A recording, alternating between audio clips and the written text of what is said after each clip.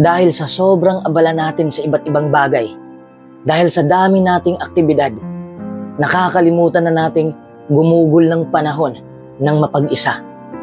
Ito ang isa sa mga dahilan kung bakit nababalot na tayo ng stress dahil hindi na natin na-release. Pero iba't iba tayo ng pananaw when it comes to pag-iisa.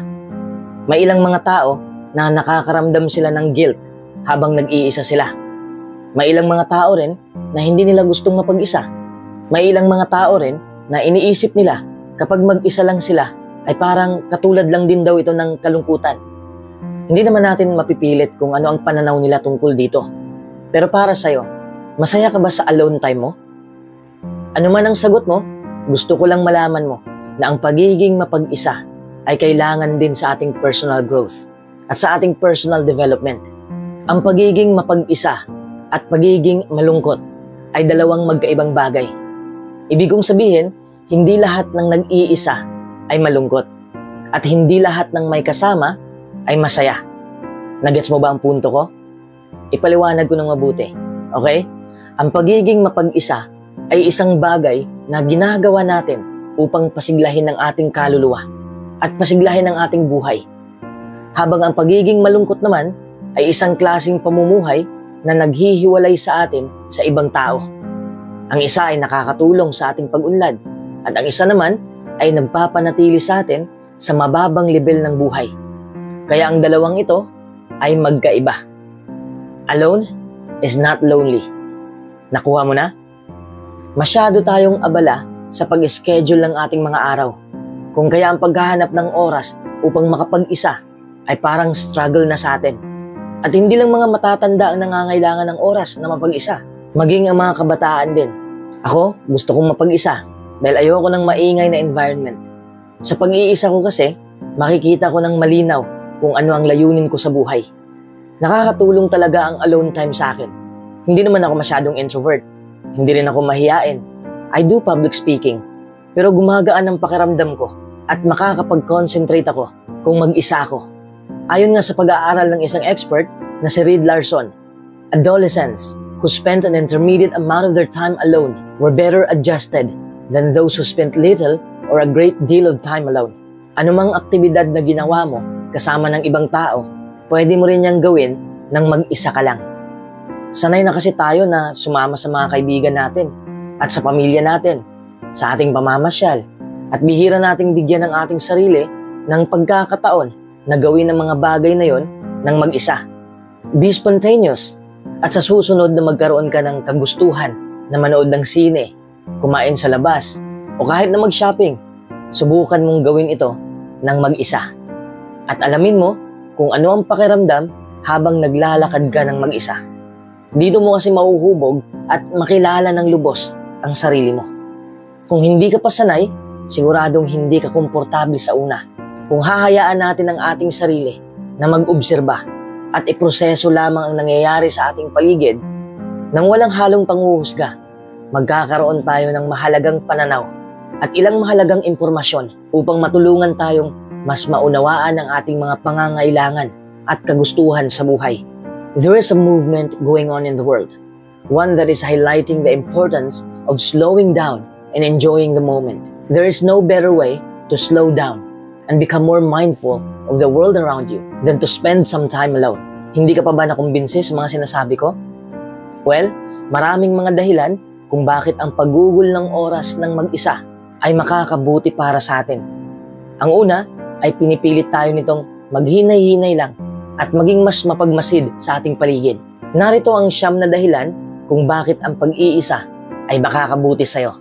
Pero bago po natin ipagpatuloy ang video, gusto ko munang mag-shoutout kay Faith Ukay. Ayan, Faith Ukay, shoutout sa'yo. Natutuwa po ako na may nakukuha kang aral sa mga videos sa channel na ito. Maraming salamat sa patuloy mong pagsuporta mula pa noong 2020 hanggang ngayon. At shoutout din kay Leo Upaminda Gapioso. Ayan, shoutout Leo Upaminda Gapioso. Maraming salamat sa pag-appreciate mo sa mga videos na ina-upload ko sa channel na ito. At shoutout din kay Trinidad. Maraming salamat sa patuloy mong panonood o pakikinig.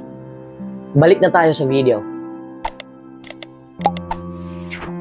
Kung gugugol tayo ng panahon ng mag-isa, number 1, peaceful ang ating isipan. Kasi kita mo naman, sobrang napakaingay na ng buhay natin. Napakaingay na ng social media. Napakaingay na ng mga balita. Napakaingay ng mga kasama natin sa trabaho. Napakaingay ng ating mga kaibigan. Napakaingay ng ating pamilya. Hindi na natin naririnig ang sarili nating pangangailangan at kagustuhan dahil sila na lang palagi ang naririnig natin. Kapag naglalaan tayo ng oras ng mag-isa, maaari nating maalis ang lahat ng ingay sa ating isipan at hayaang maging malinaw ang ating pananaw sa buhay. Kapag nag-iisa ka, yan na ang tamang panahon para bitawan mo na ang negatibong pag-iisip mo.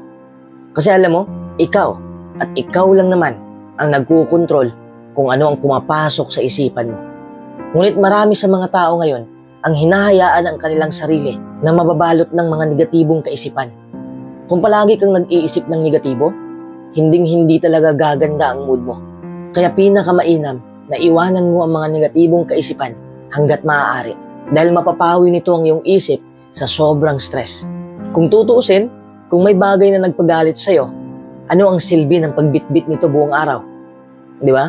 Kung gugugol tayo ng panahon ng mag-isa, number 2, magiging creative tayo. Totoo yan, makakapag-concentrate ka ba sa ginagawa mo kung may ingay sa paligid mo? Halimbawa, nagpipinta ka o kumakanta ka, sinanay mo ang iyong talento. Ano ang mangyayari kung napakaingay ng paligid? Mahihirapan ka talaga. Nangyayari ang pagkamalikhain ng isang tao kapag ang ating isip ay malayang tumuklas at gumala. Kapag tayo ay nag-iisa, ang ating isipan ay kalmado lang. Kung kalmado ito, anong mangyari? Nagbibigay daan ito sa ating isipan ng kalayaan. Kalayaang maglakbay batay sa tunay na inspirasyon. Kung gugugol tayo ng panahon ng mag-isa, number 3, magiging confident tayo. Mahirap buuin ang kumpiyansa natin dahil may maraming negatibong impluwensya sa labas. Being alone allows us to develop our authentic voice based on our values. This voice becomes stronger and steadfast when we are firmly planted in what matters most to us, not those around us. Pag-isipan mo kung saan o anong bagay ka magaling. Tayong lahat naman ay may talento at may kakayahan tayo. Walang tao na isinilang na walang silbi. Lahat tayo ay may gagampanan. Yan ang pag-isipan mo habang mag-isa ka. Para mas lalo kang maging confident. Recognizing what you're good at and trying to build on those things will help you to build confidence in your own abilities. Kung gugugol tayo ng panahon ng mag-isa, number 4, matutunan natin na maging independent. Ang pagiging independent ay nangangahulugan na ikaw ay lubos na umaasa sa sarili mo. Matutunan mong yakapin ang sarili mo. Matutunan mong umasa sa sarili mo. Maniwala ka sa akin, mababawasan ang stress mo. By being your own emotional crutch, by being your own advisory, and by being your own counsel, you are likely to reduce your daily stress. Kasi kung palagi ka lang umaasa sa iba, hindi madagdagan ang karunungan mo sa buhay. Paano mabubuksan ang pag-iisip mo kung palagi ka lang nakasandal sa ibang tao? Kapag independent ka, matutunan mong harapin ang mga sitwasyon nang nag-iisa ka lang, kahit mahirap man yon. At matutunan mo at malalaman mong hindi ka na gaanong nababalisa kapag dumating ang mga oras ng kahirapan. When we spend time alone, we are allowed to dream and create goals that allow us to evolve independently of others. Kung gugugol tayo ng panahon ng mag-isa, number 5, magiging malinaw ang ating pananaw. Ang pananaw natin sa buhay, puro negatibo na lang. Paano maging malinaw kung wala kang oras para sa sarili mo? Para makapag-meditate, kailangan mo yon. Kapag hinayaan mo lang ang mga negatibong pag-iisip na lamunin ang iyong utak, kadiliman lang din ang makikita mo sa mundo. Kaya mahalagang malaman mo kung paano baguhin agad ang iyong pananaw upang maging mas positibo at mas maligaya ka. When we take the time to remove ourselves from the experience and spend time alone processing the events free from the emotion and influence, we gain clarity around the judgments we initially made. Kung gugugol tayo ng panahon ng mag-isa, number 6, mababawasan ang anxiety. Kapag may oras tayong inilaan para sa ating sarili, madali nating makontrol ang mga negatibong emosyon at negatibong pag-iisip natin. Matitrigger kasi ang ating kaisipan dahil sa mga nakikita natin sa labas. Mag-time out ka muna. Oras na para gumawa ka ng bagay na nakakapagpagaan ng kalooban mo. Gawin mo yon nang mag-isa ka lang para mas madaling maproseso ang kalooban mo. Pwede kang makinig ng paborito mong musika. Pwede ring magpinta ka kung hilig mo yon. Gawin mo lang ang gusto mong gawin. Lumayo ka muna sa maingay na mundo. Lapitan mo muna ang tunay mong pagkatao. Dinggin mo ang positibong boses sa ulo mo. We can put some perspective on them. And that happens when we spend time alone. Ito kasi ang problema ng mga tao. Inaakala nila kapag nag-iisa sila habang nagsi-cellphone o umaharap sa computer o nanonood ng TV, ayun na yun. Hindi dapat ganyan ang alone time. It could even make you more tense. Hindi pwedeng gumugol ka ng panahon ng mag-isa pero nagbabad ka naman sa TV, sa screen, umiinom ka naman ng alak, nagdodroga ka, naninigarilyo ka. Peking relaxation ang tawag doon. Bakit? Kasi sinisira mo ang iyong katawan. Kung naging masaya ka naman sa paggawa niyan, pansamantala lang yun. What the body really needs is daily practice of a relaxation technique, like deep breathing, that has a physical effect on the mind. For example, deep breathing helps to relax a major nerve that runs from the diaphragm to the brain, sending a message to the entire body to let go and loosen up. Kung gugugol tayo ng panahon ng mag-isa, number 7, malalaman natin ang ating prioridad. Napakahalaga na patuloy nating masuri kung ano ang mahalaga sa atin. Ang pinakamaayos na paraan upang makilala ng lubos ang ating sarili at upang malaman natin ang mahalagang bagay sa ating buhay ay ang gumugol ng oras ng mag-isa. Marami ng tao nag-uunahan na. Kahit hindi importanteng bagay, binibili na. Ginagawa na para lang maabot nila ang naabot ng iba. Kaya ang resulta, hindi sila masaya. Dahil habol lang sila ng habol. Dapat alam natin kung ano ang tunay nating pangangailangan at kagustuhan at kung ano ang ating passion sa buhay. Malalaman natin yan kung may oras tayo na inilaan para sa ating sarili. Kung gugugol tayo ng panahon ng mag-isa. Number 8, magiging produktibo tayo. Kapag tayo ay nag-iisa at nagagawa nating palinawin ang ating mga pangarap, ang ating layunin, at ang ating prioridad, mas lalo tayong excited sa ating tagumpay. That excitement is the motivation that propels us into specific actions to support those goals and priorities. It makes us eager to work and gives us the energy to do the things that support our big plan. Pag-isipan mo itong mabuti, limitado lang ang oras natin sa isang araw. Kaya pumili ka, maging produktibo o maging pabaya sa buhay mo. Kung ikaw ay produktibo, mas marami kang magagawa. Maraming paraan kung paano mo masisigurong nasa tamang landas ka.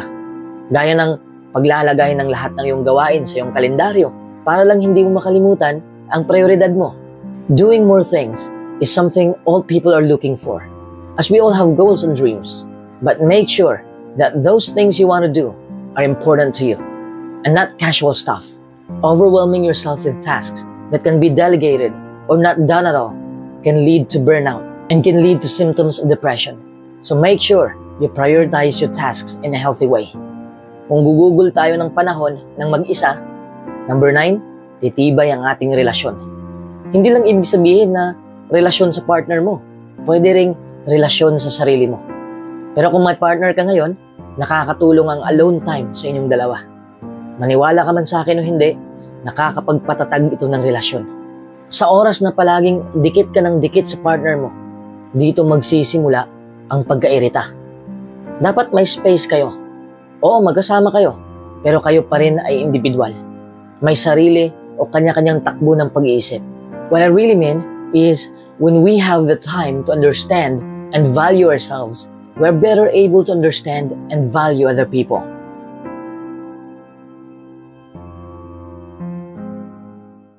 Dalawang klase lang ng single. Ang taong nag-i-enjoy sa kanyang single life at ang taong nalulungkot sa kanyang single life.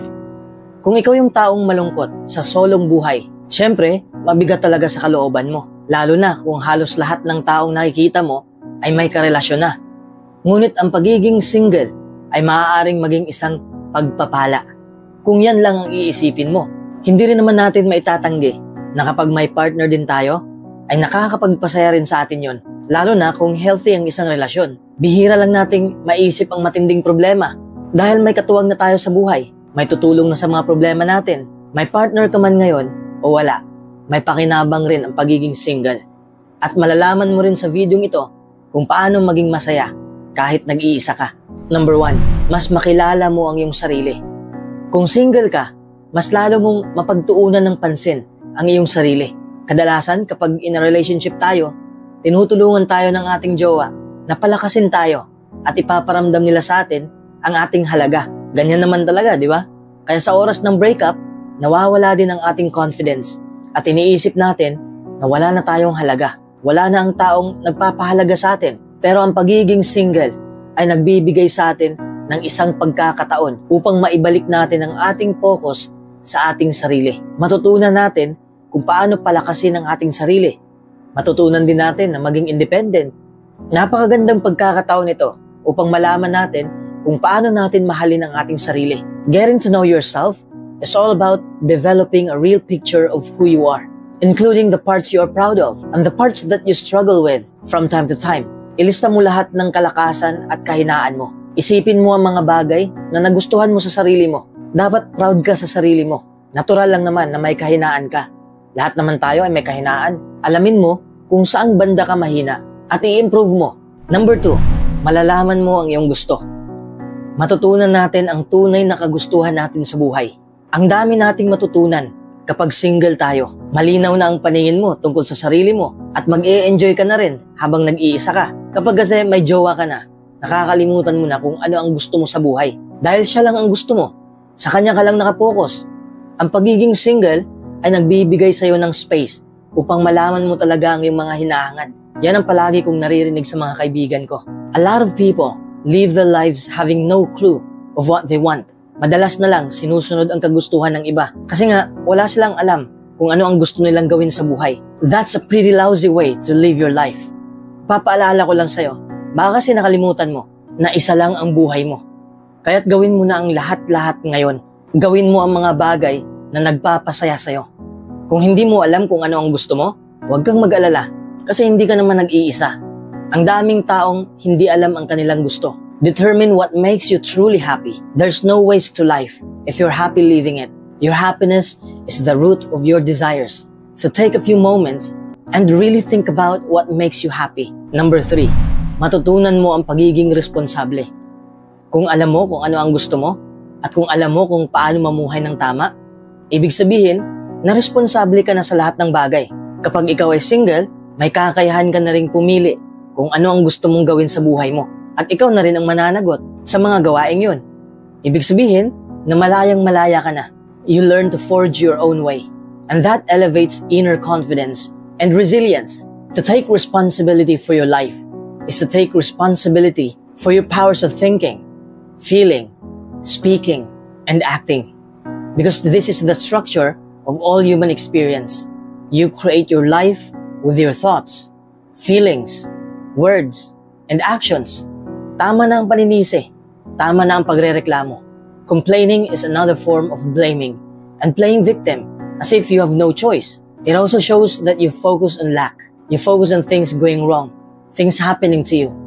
When you take responsibility for your life and experience, you step into a place of calm confidence. You feel calm because you know that you're consciously in charge of yourself and that you can choose how you respond.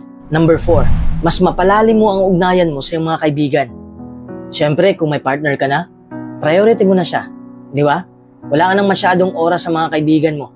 Remember this, strong friendships are incredibly important. Kapag may oras at space ka upang pangalagaan ang pagkakaibigan ninyo, maaari nilang pagyamanin ang iyong buhay sa ganung paraan. At mas lalong tutulungan ka nilang pasayahin kapag hiniwalayan ka. Kapag single ka, talagang may posibilidad kang magkaroon ng mas maraming oras upang pagtuunan ng pansin ang iyong sarili at pagtuunan ng iba pang mahalagang relasyon. Friends, keep us mentally and physically strong. Makakatulong ang mga kaibigan natin na mabawasan ang ating kalungkutan. Kaya't huwag mo silang iwanan dahil lang may jowa ka na. Napakahalaga nila sa ating buhay. Sila ang malalapitan natin kapag sobrang down na natin. Napapatawa nila tayo sa panahong problemado tayo. Friends can change your value system, so we'll learn to inject more meaning into our lives. Number 5, magkakaroon ka ng sapat na oras sa iyong sarili. Kahit maliit na bagay pa yan, o hobby mo man yan, may maraming oras ka na para magawa ang mga bagay na gusto mo. Lamang ka na sa mga taong in a relationship kasi pilit pa nilang pagbalansihin ang dalawang bagay. Ikaw, marami ka ng oras para sa sarili mo at may oras ka para sa mga gusto mong gawin sa buhay. Bagaman sasabihin ng karamihan na may oras naman sila kahit in a relationship sila, pero hindi talaga pareho kung single ka. Palagi na lang natin inuuna ang ibang tao. Nakakalimutan na natin ang ating sarili. There are so many roles we have to play. The day is filled with different responsibilities and duties. And it's getting harder to find time for yourself. It's so easy to forget about yourself in daily rush. Being alone and doing something for yourself is a great way to stop the daily rush. Kapag single ka, kalmado lang ang isipan mo. Nakaka-stress kasi kapag may karelasyon kasi may dapat kang asikasuhin. Pero kung single ka, malinaw mong maririnig ang positibong boses sa ulo mo. You have time to listen to yourself, to discover your dreams, to believe in yourself, and focus on your beauty. Di ba't nakakagaan yun ng pakiramdam? Number 6, malaya ka na. Malaya ka na kung saan ka magpunta. Lahat ng gusto mong puntahan ay mapupuntahan mo dahil wala nang pumipigil sa'yo. Every relationship comes with a certain amount of compromise. But when you're single, you get to call the shots. Kahit mag-travel ka pa, makipag-inuman ka sa mga barkada mo, wala nang problema. Kung gusto mong magpagabi, wala na ring problema. Go ahead, masarap maging single dahil may sarili ka ng mundo. Freedom is about the decisions of everyday life. When it comes to things like what to eat, what shows to watch, what music to play, when to sleep, how to spend money, singles mostly get to decide those things for themselves. That's important, but freedom is also about even bigger things. Single people think about what really matters to them and then they go for it. Number 7, mapapalago mo ang iyong sarili. Ang pagiging single ay bahagi ng ating buhay at makakatulong ito sa atin upang mapalago ang sarili natin. Mas lalo kasi nating mapagtuunan ng pansin ang ating buhay at mas maalagaan natin ang ating sarili, mental at pisikal. Kapag may karelasyon ka, dalawa ang iniisip mo, pangangailangan mo at pangangailangan ng partner mo. Ang pagiging single ay isa ng malaking pagkakataon upang matutunan mong maging komportable sa sarili mo. We generally have no choice but to open ourselves up to emotional discomfort and learn how to navigate rejection, disappointment, and uncertainty. Palagi kasi natin nakikita sa TV na hindi tayo kumpleto kapag single tayo. Pero hindi yan totoo. Alam mo kung bakit? Believe it or not, relationships are mentally expensive. Intimacy and partnership takes up a lot of space in our heads. Even though much of this is happening unconsciously, there's simply a lesser capacity for individually focused thought. Pero paano kung lahat ng mga kaibigan mo ay may karelasyon, tapos ikaw lang ang wala? Isa lang ang mararamdaman mo, maiinggit ka sa buhay nila. Hindi ka komportable na sumama sa kanila. Parang mahihiya ka at magkaka-anxiety ka na rin. Nakapokus ka na lang sa, bakit wala akong karelasyon? Bakit walang nagkakagusto sa akin? Feeling mo, parang failure ka na. Natural lang na maiisip mo na hindi ka kamahal-mahal at hindi ka kanais-nais sa mata ng ibang tao. Pero sa totoo lang, ang iniisip mo ay hindi totoo. Kung hindi ka sanay maging single at hindi ka man matagumpay sa kakahanap ng kapares, ang emosyong mararamdaman mo ay katulad ng emosyon na nawalan ka ng mahal sa buhay. Yun ay kalungkutan. Kaya halos lahat ng tao ngayon ay desperado ng humanap ng kapares kasi gusto nilang sumaya. Para sa karamihan naman, meron silang kagustuhan o type sa isang tao at malulungkot sila kapag hindi nila nakita ang ganong type na hinahangad nila. Pero alam mo na magkaiba naman tayo ng type sa isang tao. Huwag mo namang taasan lalo ang standard mo na mapunta ka na lang sa ilusyon. Huwag ka na rin malungkot kung may karelasyon ng mga kaibigan mo dahil hindi naman ibig sabihin na pangit ka. O wala kang kwenta. Hindi pa lang siguro ipinanganak ang para sa'yo. Learn to be okay with it.